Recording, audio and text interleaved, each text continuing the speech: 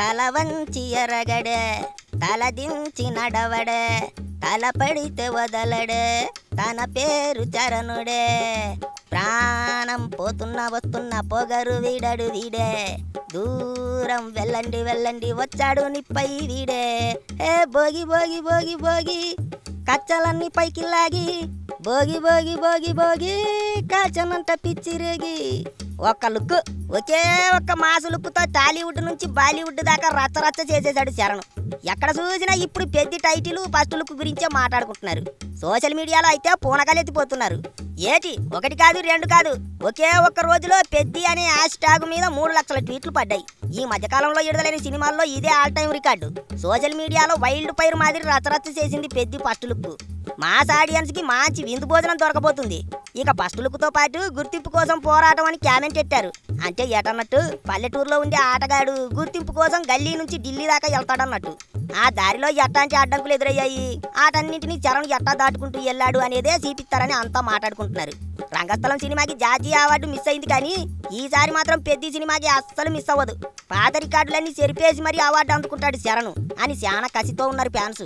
ప్రస్తుతం ఛాలెంజింగ్ పాత్రలు చేయాలంటే ఒక్క టాలీవుడ్ లోనే కాదు, మొత్తం దేశంలోనే చరణ్ ని మించిన హీరో లేడు. ఎందుకంటే ఎట్లాంటి పాత్రకైనా సూట్ అయ్యే ఏకైక హీరో రామ్ చరణ్. పాత్రకి తగ్గట్టుగా మారిపోయి అందులో జీవించేస్తాడు.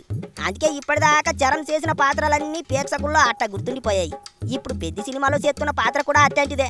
వేరే హీరోలు ఎవ్వరికి ఆ పాత్ర సెట్ అవ్వదు. కేవలం రామ్ చరణ్ కోసమే పుట్టిన పాత్రట. ఎందుకంటే RRR సినిమా షూటింగ్ సమయంలోనే ఎన్టీఆర్ తర్వాతి సినిమా పెద్ది అనే ప్రచారం జరిగింది.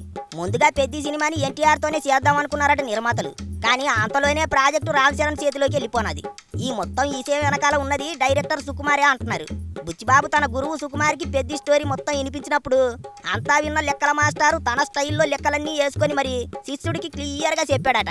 పెద్ద స్టోరీ ఎన్టీఆర్ కంటే రామ్ చరణ్ కి బాగా సూట్ అవుద్ది.